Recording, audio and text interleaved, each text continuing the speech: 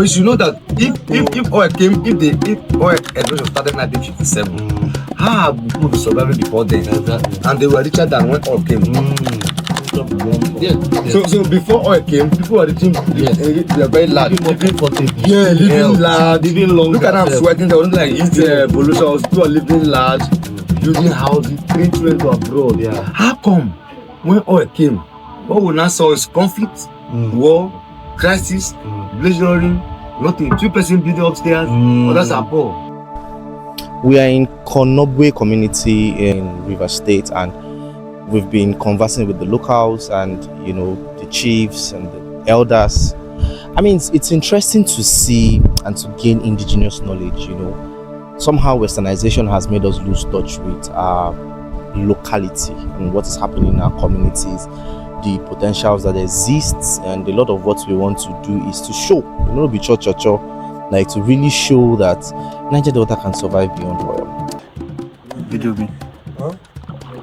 So this is the river bank, or rather the water channel, and inside it is clay, raw clay, very special clay. We've taken samples of it to study it, and it's what the locals historically used to make pots, make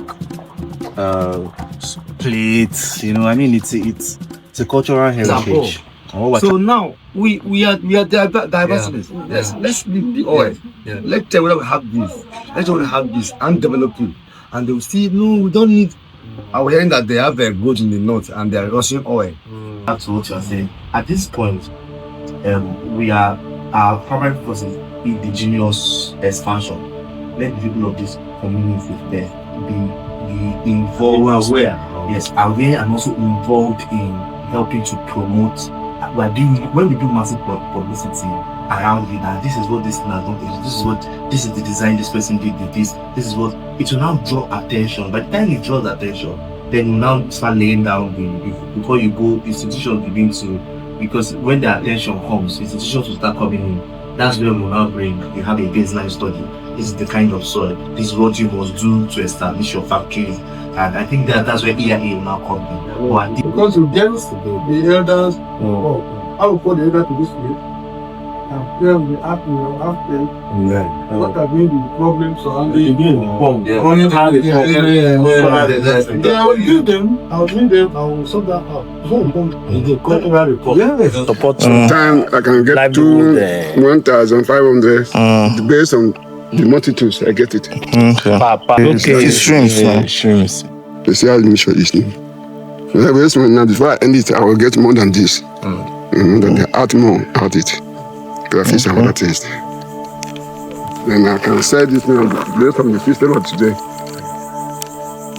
I can say this thing on this one. How about other species? Today that I learned a lot about community dynamics, a lot of community culture that is the real core of it is environmental protection. For example, we are going to see that later on today. There's a particular river that the culture is that after a little while, nobody can fish from that river for 5 years. And as a scientist, as a researcher, and somebody in the environmental space, I understand that that's biodiversity preservation. That's the core of it. I mean, you can say these guys are not schooled, they're not learning, but they understand biodiversity because it's their culture. Right? I mean, even the concept of evil forest is cultural. The point of the fact that nobody should cut any tree in this forest, nobody should kill any animal in this forest. Our forefathers understood that as conservation for a period of time, right? Until the forest, replicates itself. The forest heals. New plants grow, and that's as much as this thing sounds like a folktale, it sounds like these guys don't know what they are doing, but that's environmental conservation. That's why I vehemently reject the idea of carbon credits, because it's almost like you are robbing Peter to pay Paul. We are not the problem. You guys are the problem. Industrialized countries, and then you come and the industrialized countries, the global north should come to these communities to learn sustainability.